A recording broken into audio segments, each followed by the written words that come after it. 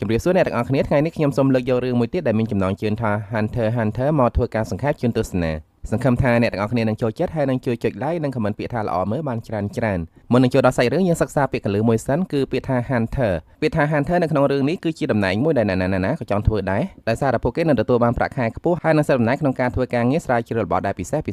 សាច់រឿងចាប់ផ្ដើមនៅលើកោះមួយដែលមានរូបរាងដូចត្រីបលែនដែលគេហៅថា Whale Islandភាគច្រើនប្រជាជននៅទីនោះប្រកបរបរធ្វើនេសាទត្រីហើយប្រហែលថ្ងៃនេះតួឯករបស់យើងឈ្មោះ Gon កំពុងតែព្យាយាមនេសាទត្រីមួយក្បាលដែលល្បីថាពិបាកចាប់បំផុតមូលហេតុដែល Gon ព្យាយាមចាប់ត្រីមួយនោះគឺដោយសារតែមីងរបស់គាត់ឈ្មោះ Mito បាននិយាយថាបើសិនជាគាត់អាចចាប់ត្រីនោះបានមីងរបស់គាត់នឹងអនុញ្ញាតឲ្យគាត់ទៅប្រឡងធ្វើជា Hunter តាមពិតមីងរបស់ Gon អត់ចង់ឲ្យ Gon ទៅប្រឡងធ្វើជា Hunter នោះទេអញ្ចឹងហើយទៅគាត់ដាក់លក្ខខណ្ឌពិបាកមួយនឹងឲ្យ Gon ធ្វើបើតាមសម្ដីរបស់ប្រជាជននិយាយកន្លងមកមនុស្សធំ5នាក់ចាប់ត្រីនឹងអត់បានផងប៉ុន្តែថ្ងៃនោះ Gon ពិតជាសំណាងណាស់ត្រីដែលគាត់ចង់ចាប់បានមកស៊ីផ្លែសន្ទូចបើពឹងទៅលើកម្លាំងសុទ្ធសម្រាប់ Gon ដែលជាក្មេងអាយុ12ឆ្នាំច្បាស់ជាមិនអាចស្ទូចត្រីនោះផុតទឹកឡើយប៉ុន្តែ Gon គឺជាក្មេងដែលមានបញ្ញាខ្ពស់ចេះប្រើដើមឈើជាជំនួយហើយនៅទីបំផុតគាត់អាចចាប់ត្រីនោះបាន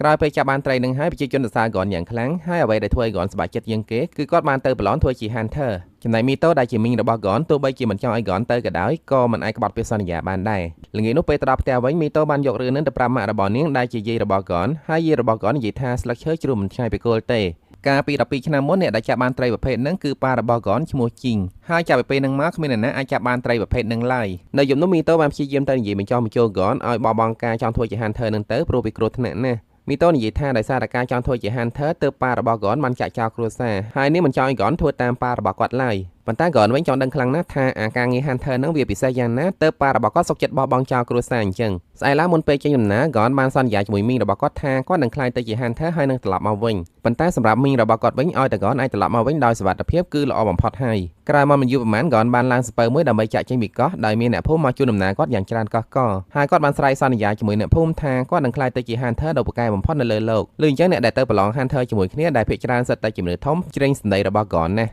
Hunter ពូកែបំផុតស្អីអាក្មេងមិនតាន់ជ្រុះបល័យពីក្បាលផងណាបន្តមក Gon បានដើរទៅជិតកៅប៉ែនទូកហើយនិយាយថាបន្តិចទៀតមានព្យុះធំហើយការដែល Gon ដឹងគឺដោយសារតែគាត់ឃើញសត្វស្លាបកំពុងតែផ្អើហើយច្រមុះរបស់គាត់ក៏ប្រកែកហិតក្លិនផងដែរដើម្បីចង់ដឹងថាព្យុះមកពីទិសខាងណា Gon ក៏បានឡើងលើក្តោងទូកដើម្បីហិតមើលហើយប្រាប់កៅប៉ែនថាទូករបស់ពួកគេកំពុងតែបុកចំព្យុះហើយក្រោយមកមិនយូរប៉ុន្មានពិតជាអញ្ចឹងមែនបណ្ដាលឲ្យអ្នកដែលធ្វើដំណើរនៅក្នុងទូកក្លុកកឆាទិញណាស់ទិញណៃចំណែកលោកកៅប៉ែនវិញដូចជាសប្បាយចិត្តណាស់ប្រហែលជាគាត់មានចេតនាចង់បើកចូលព្យុះហើយមើលទៅ